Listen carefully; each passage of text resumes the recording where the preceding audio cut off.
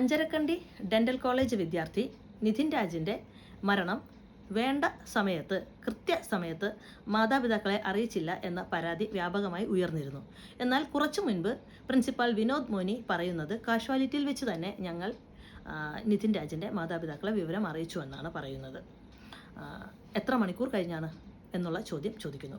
മരണം സംഭവിച്ചു കഴിഞ്ഞ് എത്രയോ മണിക്കൂറുകൾക്ക് ശേഷമാണ് ആ കോളേജിലെ ഏതെങ്കിലും ഒരു സ്റ്റാഫ് എന്ന ഒരാൾ അവിടേക്ക് വിളിച്ചു പറയുന്നത്. അതാകട്ടെ ബന്ധപ്പെട്ട അധികാരിയും അല്ലായിരുന്നു. ഒരു ഇൻസ്റ്റിറ്റ്യൂഷനകത്ത് അവിടുത്തെ വിദ്യാർത്ഥിക്ക് ഒരു അപകടം സംഭവിക്കുമ്പോൾ അതാദ്യം അറിയേണ്ടത് ആ സ്ഥാപനത്തിൻ്റെ മേധാവിയും അദ്ദേഹം നേരിട്ട് തന്നെ അല്ലെങ്കിൽ അതോറിറ്റേറിയനായിട്ടുള്ള വ്യക്തി ആരാണോ അവരെ കൊണ്ട് ഈ മാതാപിതാക്കളെ അറിയിക്കുകയും ചെയ്യണമായിരുന്നു. അത് അവരുടെ മൗലികമായ അവകാശമായിരുന്നു. അത് നിങ്ങൾ ലംഘിച്ചിരിക്കുന്നു. അതിൻ്റെ അർത്ഥം നിങ്ങൾ കോഴിയെ കട്ടു, അതുകൊണ്ടാണ് പൂട തപ്പുന്നത്. നിധിൻ രാജ് കോളേജിലെ പ്രിൻസിപ്പാളിൻ്റെ മുറിക്കകത്ത് ഒരു കൂട്ടം അധ്യാപകരുമായി ചേർന്നുകൊണ്ട് നടത്തിയ ആൾക്കൂട്ട വിചാരണയ്ക്ക് ശേഷം വെളിയിലിറങ്ങുന്ന ദൃശ്യങ്ങൾ ഇപ്പോൾ പുറത്തു വന്നിട്ടുണ്ട്. ഒപ്പം തന്നെ അദ്ദേഹത്തോട് സംസാരിച്ച വിദ്യാർത്ഥികളുമുണ്ട്. നിങ്ങൾ ഒരു വഴക്ക് പറയുകയോ അല്ലെങ്കിൽ ഒരു കാര്യം കൺവിൻസ് ചെയ്ത് കൊടുക്കുകയോ ആയിരുന്നെങ്കിൽ നമുക്കത് മനസ്സിലാക്കാമായിരുന്നു. കാരണം ഇപ്പോൾ നിധിൻ ജീവിച്ചിരിപ്പില്ല.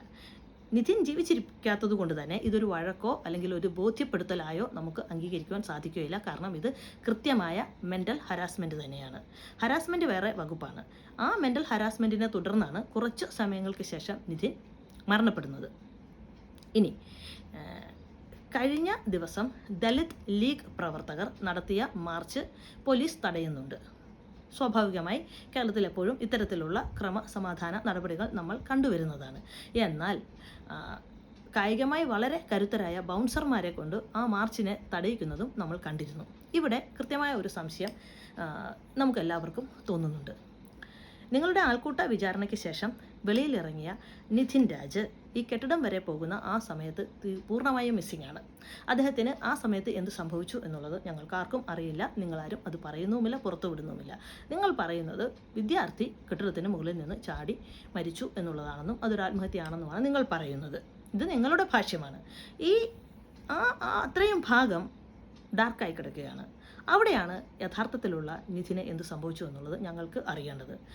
കൃത്യമായ ഒരു ഗുണ്ട സംവിധാനമുള്ള ഒരു കോളേജ് അല്ലെന്ന് നമുക്ക് എങ്ങനെ പറയാൻ പറ്റും? കാരണം ഒരു ചെറിയ മാർച്ചിനെ നിങ്ങൾ തടഞ്ഞ രീതി കണ്ടതാണ്. നിങ്ങളുടെ ഗുണ്ട സംവിധാനങ്ങൾ നിധിനെ ഇല്ലാതാക്കിയിട്ട് അവിടെ കൊണ്ടിട്ടിട്ട് അത് കെട്ടിടത്തിൽ നിന്ന് ചാടിയതാണ് എന്ന് പറയുന്നതും ആകാമല്ലോ. കാരണം നിധിൻ്റെ പോസ്റ്റ്മോർട്ടം റിപ്പോർട്ടിനകത്ത് നിധിന് ഇൻറ്റേർണൽ ബ്ലീഡിംഗ് ആണ് ഉണ്ടായിട്ടുള്ളത്. ഒരു 3ാം നിലയിൽ നിന്ന് ചാടിയ ഒരു വ്യക്തിക്ക് ഉണ്ടായിട്ടുള്ള പരിക്കുകൾ അദ്ദേഹത്തിൻ്റെ ബോഡിയിൽ ഇല്ല. കാരണം അദ്ദേഹത്തിൻ്റെ മുഖത്തോ ചുണ്ടിനോ കണ്ണിനോ പല്ലിനോ യാതൊരു തരത്തിലുള്ള പരിക്കുകളും ഉണ്ടായിട്ടില്ല എന്ന് അദ്ദേഹത്തിൻ്റെ അച്ഛൻ വ്യക്തമായി ഞങ്ങളോട് പറഞ്ഞിട്ടുള്ളതാണ്.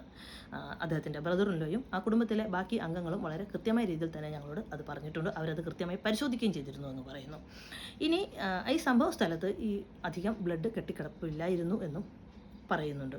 അങ്ങനെയെങ്കിൽ എങ്ങനെയാണ് നിധിൻ രാജ് ഇത്തരത്തിൽ ഒരു അപകടം ഉണ്ടായിട്ടുള്ളത് എന്നുള്ളത് പറയേണ്ട ഉത്തരവാദിത്തം നിങ്ങൾക്കുണ്ട്.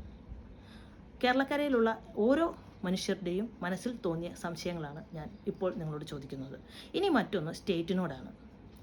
ഈ ഭൂവിഭാഗത്തിലെ എല്ലാ പൗരസമൂഹങ്ങളും സ്റ്റേറ്റിൻ്റെ ആണ്. മാതാപിതാക്കൾക്ക് രണ്ടാമതാണ് അവകാശം.